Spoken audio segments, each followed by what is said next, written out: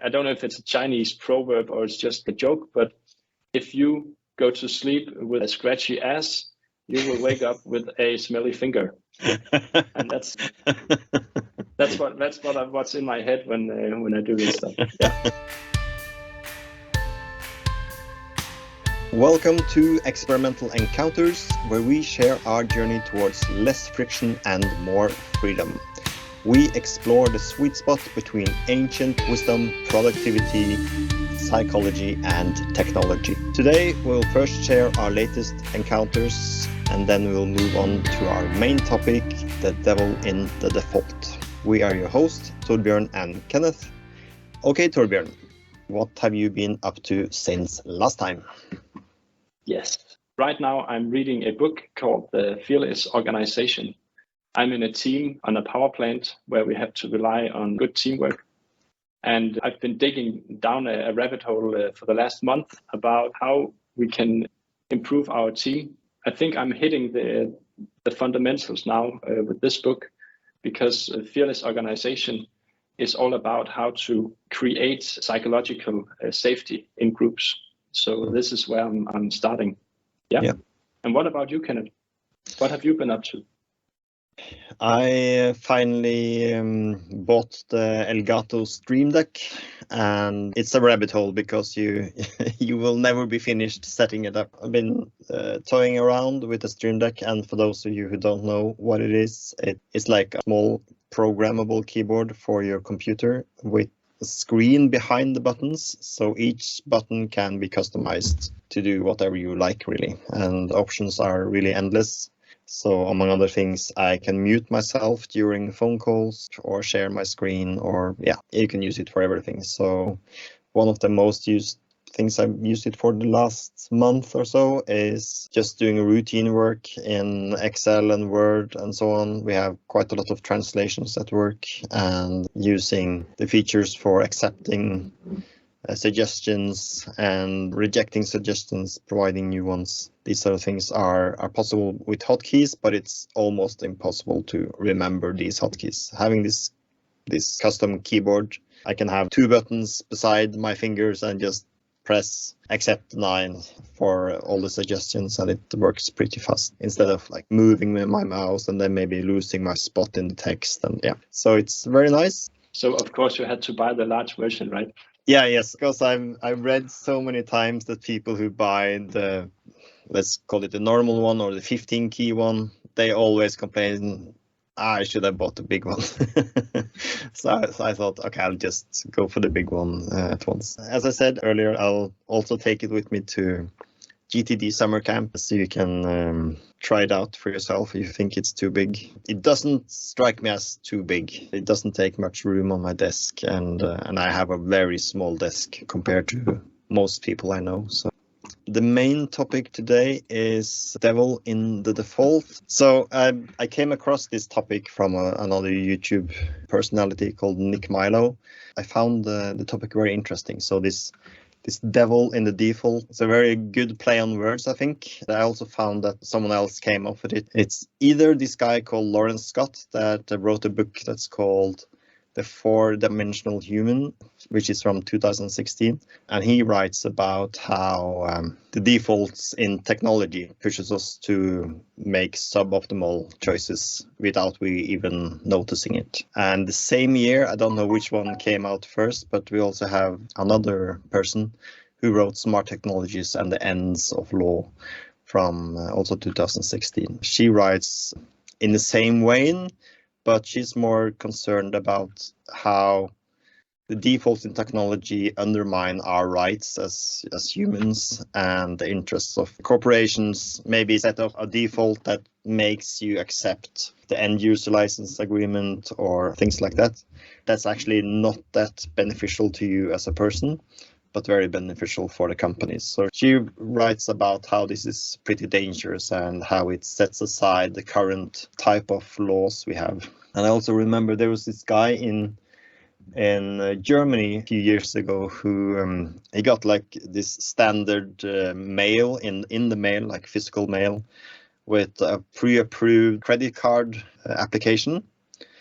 And so he took this credit card application and he scanned the whole text and wrote it down, and then it made changes to it, what it said in the end user's license agreement. And then he printed it on the same kind of paper, signed it, sent it back, used his credit card, and then didn't pay any of the payments on the credit card. And the people started, no, you have to pay. And he said, no, read the read the license agreement that you signed with me, because that's what I sent in. And it went to court and everything, and he was actually found to be in the right, so he didn't have to pay them back. But of course, it's not what happens every day, to say the least. So yeah. And today's challenge is also that it's not about a physical credit card, it's about data about you online, and it's much more fluffy and much more ambiguous and hard to find out who knows what about you and how do they make money from your data.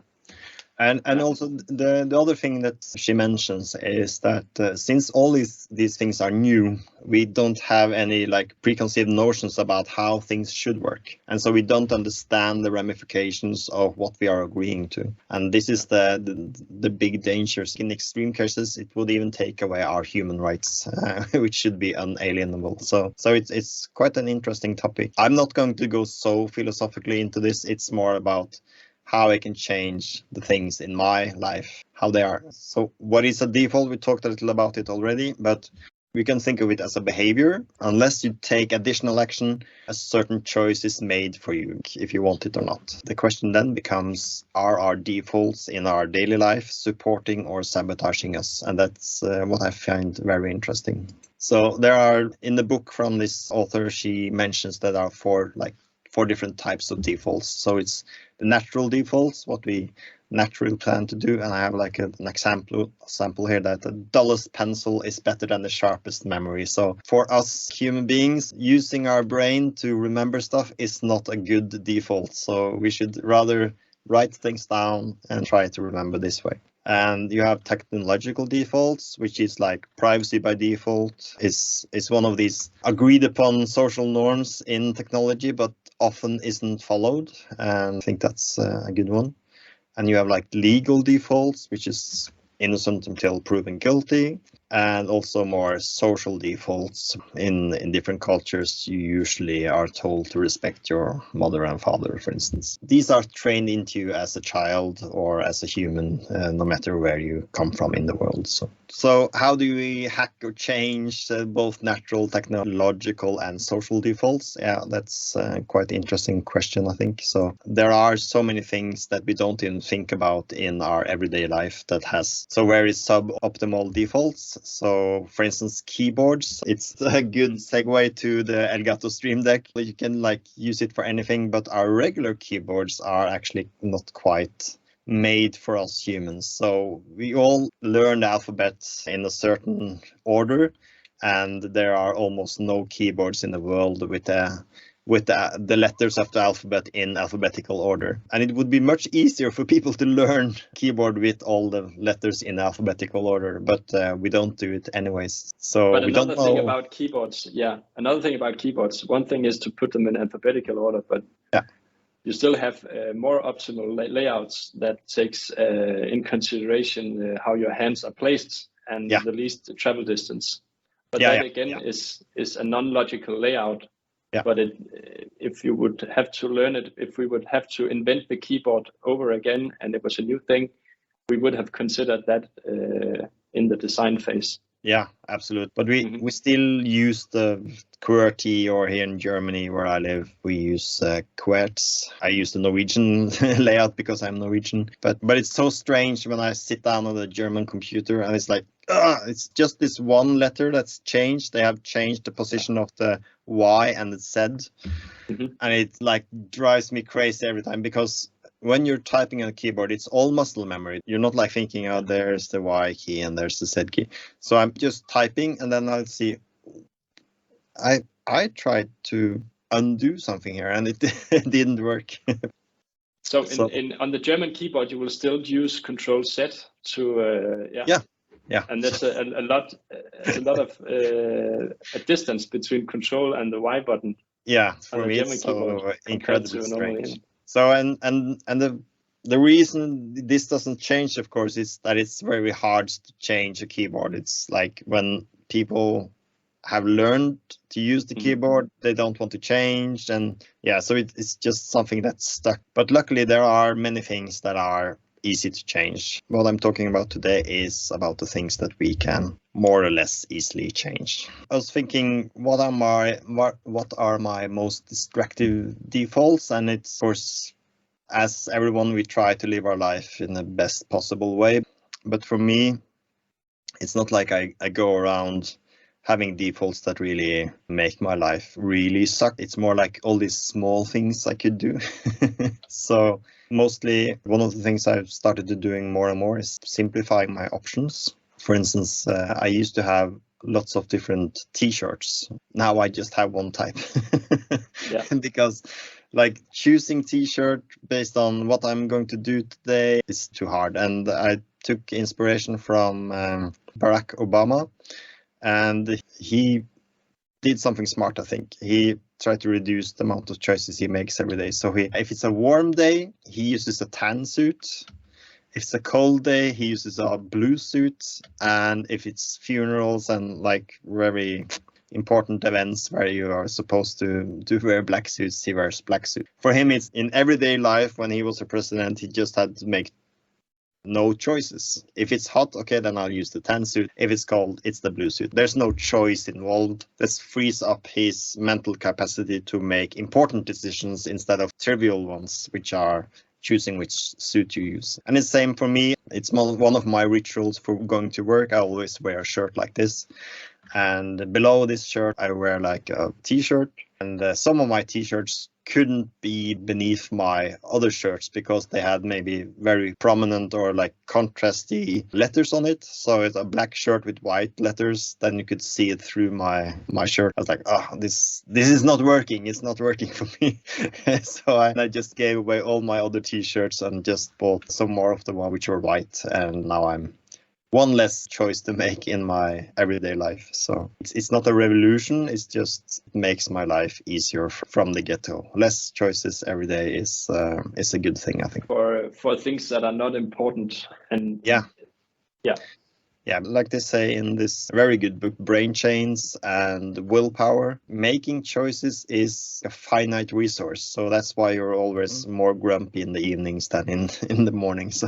So just skip all the small choices that you really don't need to. So another one is trying to shop weekly instead of daily. We try to shop once a week. If we shop for an hour, 1 day a week, it's twice as effective as shopping for as little as 20 minutes every day. And to be honest, I think I've barely been able to shop for as little as 20 minutes if I went like daily. There's quite a lot of time savings here.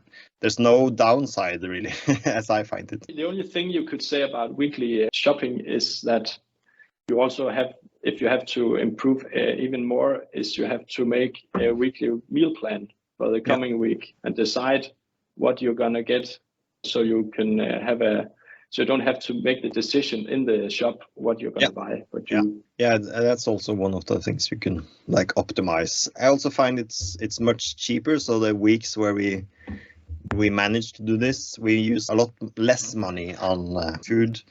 And I think it's the main reason is that it's 5 times less temptations. Because when you go to the store, then you maybe have a weak moment because it's late in the afternoon and so on. You go to the store and say, I'll just grab some unhealthy stuff. Yeah, it's that 1 time a week instead of 5 times a week, which is often the alternatives. Can you shop online in Germany, like groceries? Yeah, but it's quite expensive. More expensive than the most expensive stores, I think. Okay. So because here in Denmark, it's very close to the prices in the physical shops. And in our family with 3 small children, it's very convenient to do this weekly big shopping of all the basic groceries online and then have it delivered, because it saves us a lot of time and a lot of energy especially if you have to take your kids with you out shopping. It's even another thing on the ego depletion and the mental capacity and willpower. It sucks all energy out of you because they are just all over the place with all the nice stuff that you can get. They don't have the filter. So and then there's even less temptations because you're only searching for the things you want to buy. So I actually put it on my to-do list to check the online shops again because I find it very good for produce and so on. It also depends on where you live because we live in a small town and we have about 10 minutes in a car to the nearest small grocery shop. And if we have to get something bigger, it's 20 minutes away in a car. Yeah. But if you live in the city where you can walk down, it might be easier, and the online might not be for you. Yeah, by car it's like 2 and 5 minutes away, I think, to two nearest or 3 nearest shops. So it's really close, but it's walking. It's like 10 to 20 minutes. Yeah. So, but I'll check the online stuff again because I really like just getting things. Yeah, and another thing is trying to never go anywhere empty-handed. So this is like one of those, in Norwegian it's called kjerringråd. It's like old woman tips. Yeah, tips for old women. Yeah. Life hack from the last century. Yes.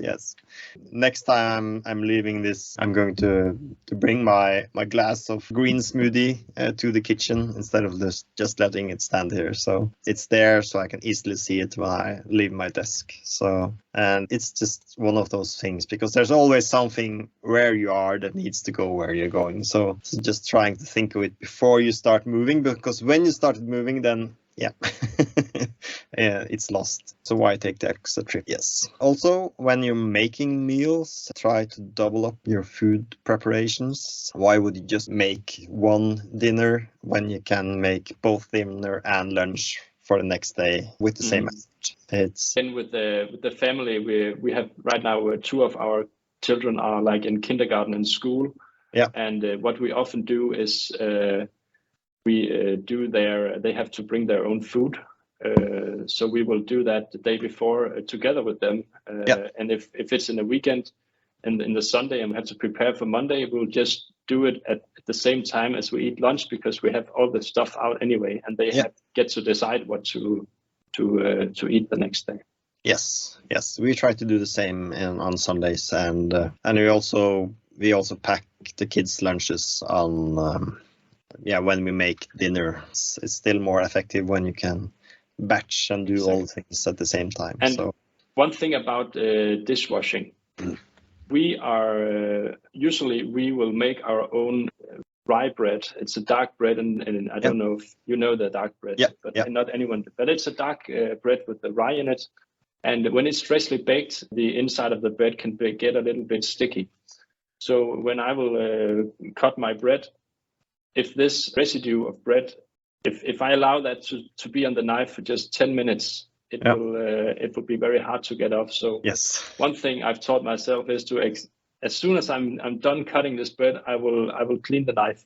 Because it's like hard. 10 times less work doing it straight away than waiting. I don't know if it's a Chinese proverb or it's just a joke, but if you go to sleep with a scratchy ass, you will wake up with a smelly finger. And that's what's in my head when I do this stuff. That's a good one. So, and also I found another hack the other day. I was, because usually I put on 2 washes when I remember to put on a wash of when I'm washing clothes and so on. And I was like, wait a minute, if I do the synthetics first, I don't have to pull out the extra drying rack, because the synthetics, they will dry in a very short amount of time. They will dry by the time the next wash is finished washing. So that means when I do the synthetics first, I can just sort them into each of family members' baskets, and then I can hang up the regular wash. Because the other way around, it doesn't work. Then I have to find a new drying rack, and then I have two drying racks in the living room instead of just one. So it's not as effective, I think. So these are just like all the small things in everyday life I find useful, at least. So yeah. And then productivity. Here I have lots of different things, and maybe we don't have time to look into all of them, but we can at least do some of the things, because we're both very interested in what we call GTD, but it's actually called getting things done, like a productivity method for all professionals. And every human today really needs to get things done. So it's no matter where we are, just look at the things you are supposed to do by the end of the workday or latest before you go to bed. Put in here, let's just say that of course you have to look at the list at the beginning of the day as well. Yeah. if this is the first time you look at it at the evening, you're going to be in a bad position. Yeah. Yes. But before the next day, have a look at what's coming up. Yeah. I guess most of us, we capture things, and some people don't even do that part. They don't even capture, but I always try to write it down. Like when you mentioned the online shopping being quite cheap now, I was like, okay, I'll look into it again. And I got my task manager up and I just wrote it down. And just looking through this list at the end of every day it's a very good way for your brain to archive it into the right place and make you think more effectively about it. So looking at the list before you go to bed or before you end the day actually makes your brain not only archive it, but like process what does it really mean, so it's easier for you the next day how to tackle all these things. So it's really one of the good habits that I've tried to implement years ago, and I think I see so many colleagues and friends that never do any of this stuff, and we can be in like at the movies or something, and then they say, oh, what is it? Oh, I forgot, last week I was supposed to mail this thing, and they're like sitting there so stressed during the whole movie. Why would you want to live like this? I think this can lighten the load a lot if you like write things down and look at it periodically. It's a good tip. Yeah, and the 2-minute rule, writing stuff down and remembering to check the list and so on, there's no use in doing that if it takes less than 2 minutes. Then it's easier for your brain, it's better for your overall productivity just to do it straight away. But be careful about not using more than 2 minutes, because then you're just doing busy work all day and running around doing all the things that really take 15 minutes. It's good. I think one of the benefits with the 2-minute rule is also that you get a quick win if you have like a period of time at the day where your brain is not at the maximum. Absolutely. You can always find a small 2 minutes thing to do and then get it out of the world, and then it refreshes your energy. Yeah. Yes, and in software there are so many things in software you could talk about, but just learning keyboard shortcuts or getting like Elgato Streamdeck, so you don't even have to learn them. You can just put them in the Streamdeck once and it'll remember and show you what the keys are really.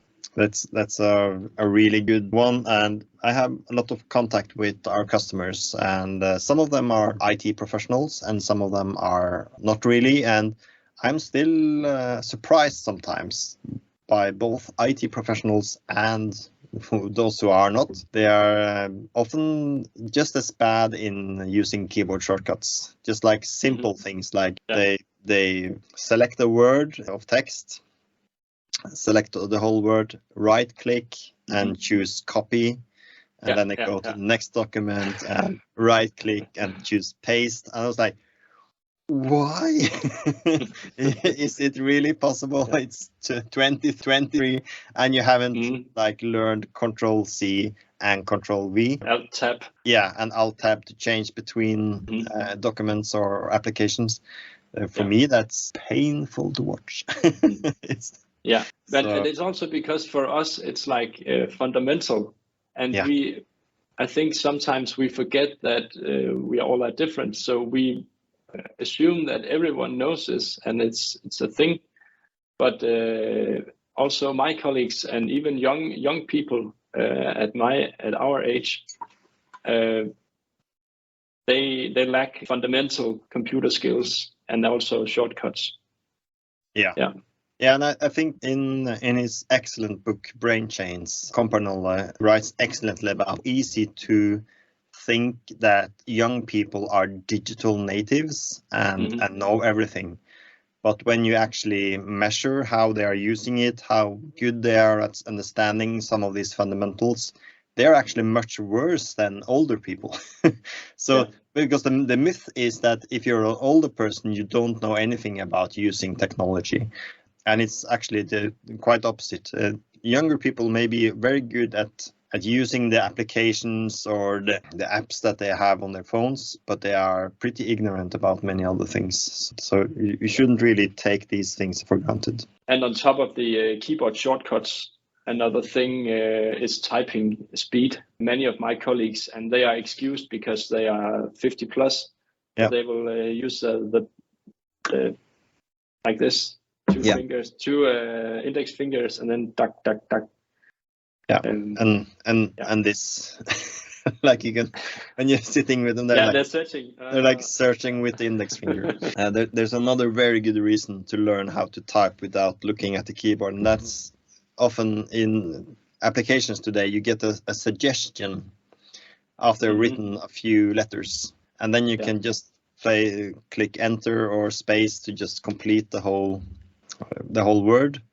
And these people, they have never noticed this because they are always looking down at the keyboard. So they never even see the tip about, do you really want to search about this? If it's an internet address they have visited before, sometimes it will autocomplete and they will continue punching out the letters when it's already there.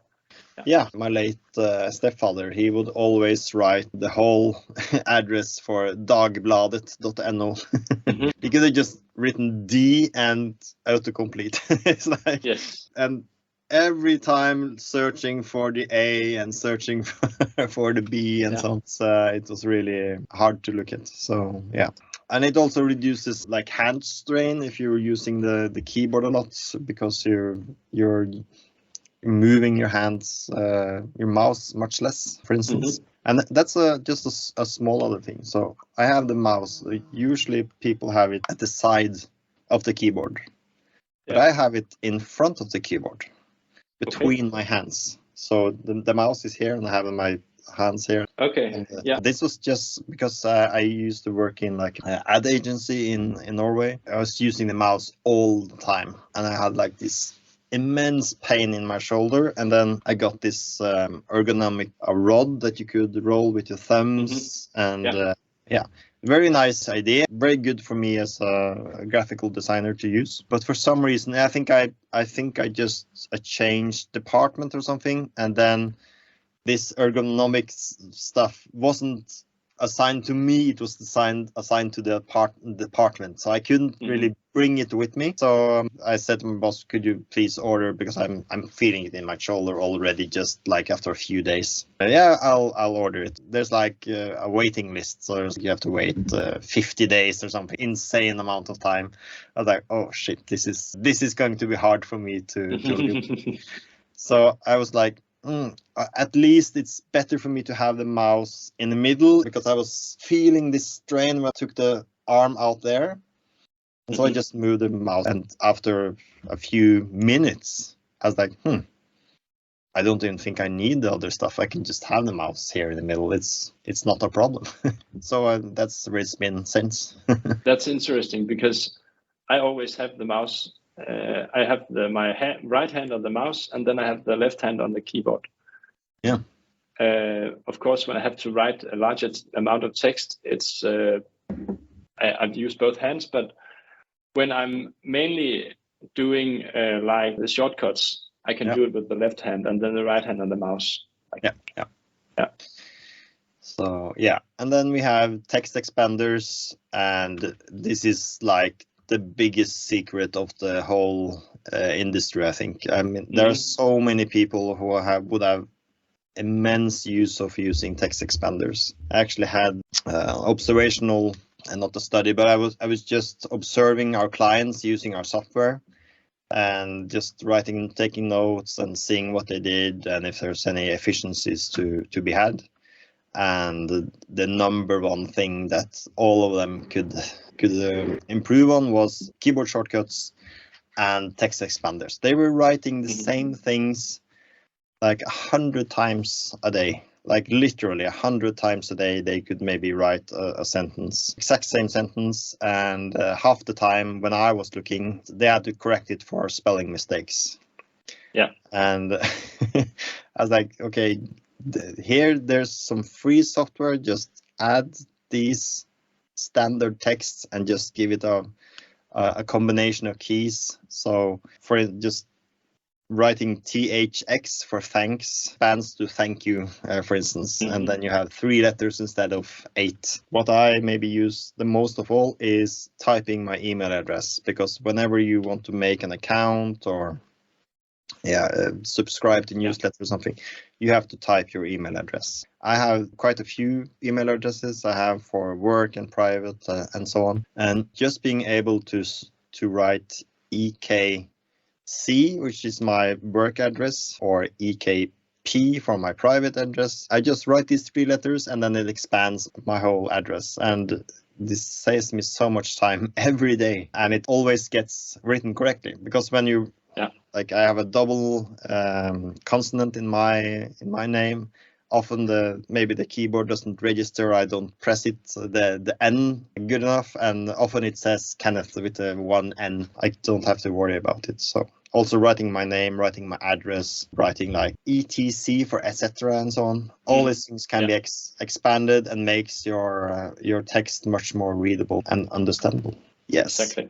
I use something called AutoHotkey, but it's really more of a language, a programming language with very good support for Textexpanders. But there are so many alternatives. So, okay, we have some other things to discuss too. Before we wrap up, I want to say, if this is interesting, we can talk more about it. I have quite a few thoughts about defaults in your calendar and so on, which is pretty interesting. And also like defaults in our work culture, which is a huge topic. It's a whole nother topic for all by itself. The main thing we could learn from this is like questioning, is these things we have set up now, are they really optimal for the life we want to live? It's very, like, defaults are very pleasant. Like, we don't think about them, we just accept them because it's our habit and so on.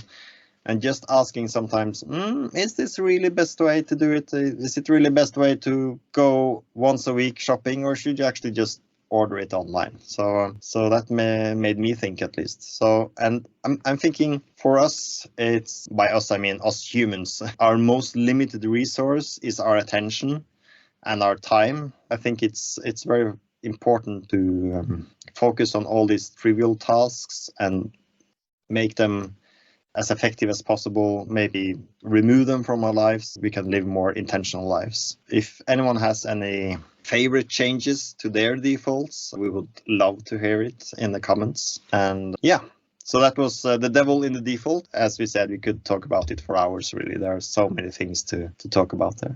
Yes. Yes, and Kenneth, you have a book recommendation for today? Yeah, one of my favorite authors recommended this. It's not really a book, it's more like a seminar, which is recorded into a book, so it's quite short. It's called the Tom Peters Seminar. In a way, it's really one of the more toxic sides of productivity. You have to hustle, and then you have to lean forward and do all these things to be a good employee and so on. But it also has a lot of practical tips, and it's really, if you live in a capitalist world as we do, then it could be useful for surviving and making your life less hard in a way. So, but I think it's an interesting listen. I listened to it as an audiobook. It's a lot about changing your mindset, which is often the solution to most problems in life. Just changing your mindset and having a different angle of going into solving your work issues. And we take the quote for today. Yes, I think talked long enough. So maybe have some reflection. It's from Richard Feynman, and he says, if you're wrong, admit it. If you're confused, ask questions. If you're stuck, seek for help. If you make a mistake, learn from it. And if you learn something, teach others. For the next episode, I will talk about using index cards for managing the GTD lists. I've been doing that for quite a while. Now I'm trying something else, experimenting, but I had a lot of fun doing it, and a lot of good reflections came out of using index cards. So last thing, I will take us out with saying thank you for listening. We would love to hear from you. Give us feedback in the comments if you have any ideas, tips, tricks, topics, or other things you recommend us to look into and possibly discuss in a future episodes. We are ready to experiment for you. And until next time, remember, be curious, attentive, and kind. See you soon. Goodbye.